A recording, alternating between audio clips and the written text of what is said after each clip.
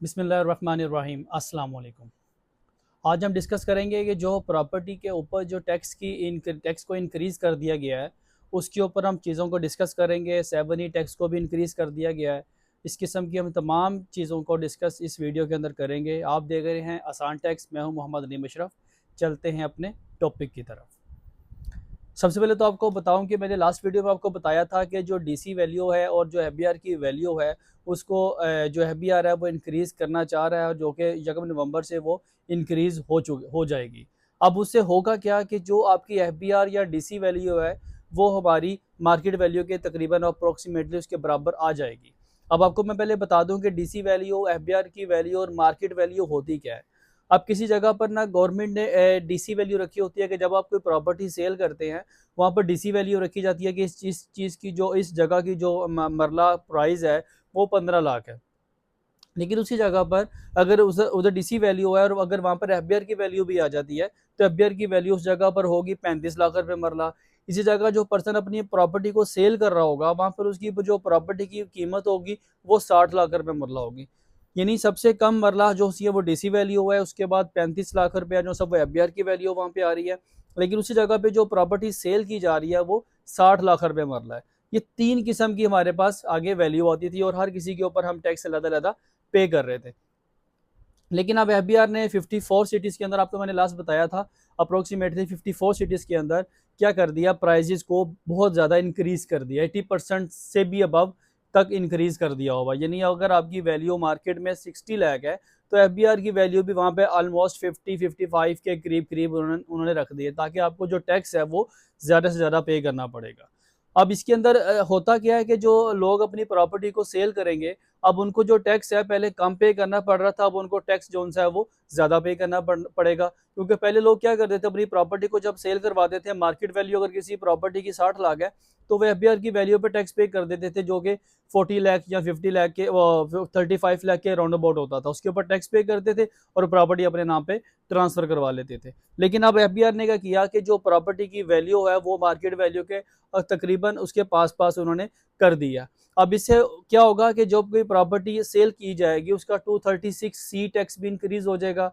जब 236C tax increase हो जाएगा, तो 7E का टैक्स भी ऑटोमेटिकली क्या होगा, इंक्रीज होगा। इसकी हम छोटी सी एग्जांपल देखते हैं कि फॉर एग्जांपल मेरे पास एक प्रॉपर्टी है, उसकी जो कीमत है वो 3 मिलियन है, यानी उसकी जो कीमत है वो 30 लाख है। ठीक है। अब उसके ऊपर मैं टैक्स पे करूंगा 236C 3%। जब जब 3% मैं उसका निकालूंगा तो मेरे पास आ जाएगा 90,000। ठीक है। अब 90,000 जो है वो मैं पे कर रहा हूँ, जो प्रॉपर्टी अपनी सेल कर रहा हूँ।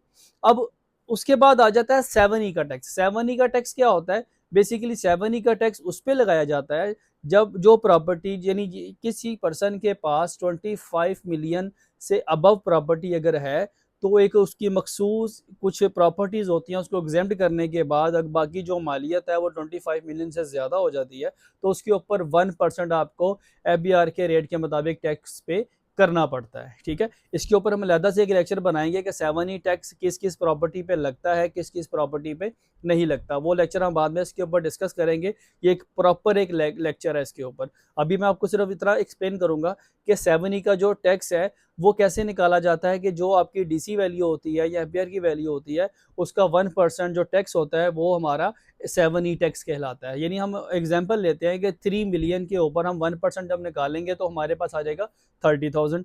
अब 90,000 प्लस 30,000 हमारे पास टोटल कितना आ गया, 1,20,000। अब ये 1,20,000 रुपया आप पे कर रहे थे, कब पे कर रहे थे, जब आपकी प्रॉपर्टी की जो वैल्यू थी वो मार्केट वैल्यू से काफ़ी कम थी। ठीक है। ये मैं 31 अक्टूबर यानी आज की डेट तक की बता रहा हूँ। 1 नवंबर से जो अगर जब आप प्रॉपर्टी अपनी सेल करेंगे, उस टाइम आपका जो रेट होगा वो ज़्यादा हो जाएगा। अब ये हमारा काम था कि 31 अक्टूबर तक अगर आप अपनी प्रॉपर्टी सेल कर देते, तो उसके ऊपर आपको टैक्स कितना पे करना पड़ना था, 90,000 प्लस हमारे पास 30,000 इज इक्वल टू 1,20,000। अब ये तो काम था हमारा 31 अक्टूबर तक। अब 1 नवंबर से क्या होगा कि जो मेरी प्रॉपर्टी 3 मिलियन की शो हो रही थी वहाँ पे एफबीआर के पोर्टल पे या एफबीआर की जो रेट लिस्ट के अंदर, अब वहीं पर वही वाली प्रॉपर्टी मेरी शो हो रही होगी 5 मिलियन की। ठीक है। अब मैं 5 मिलियन के ऊपर 3% अपना टैक्स सबसे पहले तो निकालूंगा। अब जब 3% टैक्स निकालूंगा, तो मेरा जो टैक्स निकलेगा वो निकलेगा 1,50,000, ठीक है। 1,50,000 आ गया। अब इसके ऊपर मैं निकालूंगा अपना 5 मिलियन के ऊपर 1% 7 ई टैक्स, अब वो मेरा निकलेगा 50,000। अब दोनों को जब मैं क्लब करूंगा तो मेरा जो टोटल टैक्स बनेगा वो बनेगा 2 लाख। अब आप देखें कि पहले मैं टैक्स पे कर रहा था इसी प्रॉपर्टी के ऊपर 1,20,000 और अब मैं पे कर रहा हूँ 2 लाख। यानी डिफरेंस कितना आ गया हमारे पास 80,000 का। यानी हमारी जो प्रॉपर्टी का जो टैक्स है, जब आपकी प्रॉपर्टी की वैल्यू बढ़ेगी ऑटोमेटिकली आपका 236C का टैक्स भी बढ़ेगा। जब 236C का टैक्स बढ़ेगा तो ऑटोमेटिकली आपका 7E का टैक्स भी क्या होगा, इंक्रीज हो जाएगा। अब इससे होगा क्या कि जितना भी आपको अगर प्रॉफिट हो रहा होगा तो वो सारे का सारा जो प्रॉफिट है वो आपका किस में निकल जाएगा, आपका टैक्स देने में निकल जाएगा, ठीक है। ये यदि एक बहुत, जिसे कहते हैं कि बहुत बुरा एक आपके लिए खबर है कि आपकी जो प्रॉपर्टी के ऊपर जो टैक्स है वो बहुत ज़्यादा लगा दिया गया कि आप अपनी प्रॉपर्टी को सेल करेंगे, अगर आपको उसमें कोई प्रॉफिट भी हो रहा है तो वो सारे के सारे आप किसको देंगे, गवर्नमेंट को पे कर देंगे, ठीक है, एफबीआर को पे कर देंगे आप उसको। छोटा सा एक पॉइंट है, अगर हम इस प्रॉपर्टी को सेल करने जाते हैं ये 1 नवंबर के बाद, अब जब सेल करेंगे तो अगर आप इसको सेल करते हैं, अब होगा क्या कि 7E का जब टैक्स लगाया जाए तो होना तो ये चाहिए कि आपने 2000, क्योंकि 7E का जो टैक्स है ये 2022 में इंट्रोड्यूस करवाया गया था 1% वाला।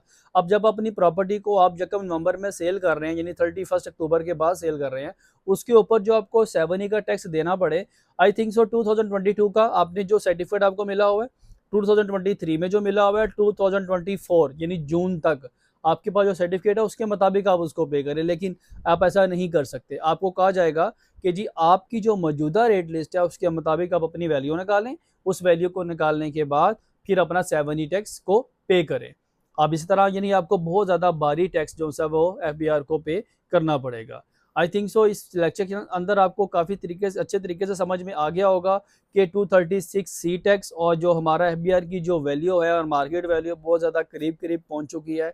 अब जिससे क्या होगा कि हमारे ऊपर बहुत ज़्यादा जो टैक्स है वो प्रॉपर्टी के ऊपर लागू हो गया हुआ है, हमें देना पड़ेगा। इसी किस्म की हमारी, इसी तरह की हमारी जो वीडियोज़ है आप तक आती रहेंगी इन्फॉर्मेशन वीडियो। अगर इस वीडियो से रिलेटेड कोई आपका क्वेश्चन है, कोई सजेशन है तो प्लीज़ कमेंट बॉक्स में आप बिल्कुल कर सकते हैं।